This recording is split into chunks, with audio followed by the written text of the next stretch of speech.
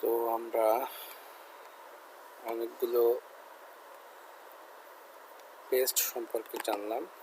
এর আগে আমরা, আমার মনে হয় না যারা এক্সেলে খুবই বেসিক স্টার্ট করতেছেন মাত্র, তারা আসলে পেস্ট দিয়ে যে এত রকম কাজ করা যায় আপনারা আগে জানতেন না।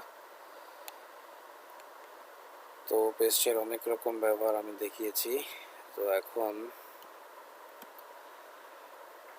আমি আপনাদেরকে দেখাবো পেস্টে যদি আমি এখানে পেস্ট স্পেশালের যে ঘরটা আছে, যদি আমি এইখানে ক্লিক করি তাহলে আমার এইখানে formulas, values, formats, content, validations, all using source theme, all concepts, border, column widths, formula, number of formats, values and number of formats, multiply, add, subtract, divide,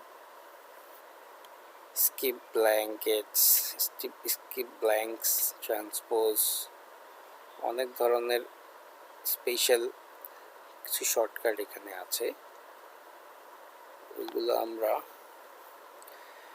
easily ব্যবহার করতে পারবো আমাদের যেটা প্রয়োজন সেটা।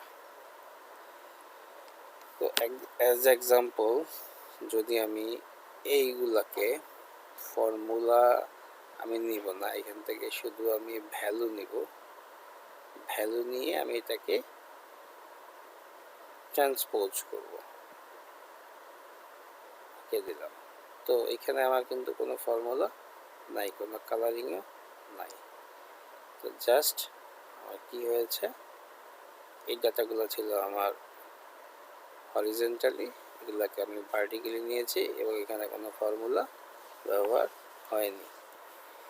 তো এটা হলো আমার একটা পেস্ট।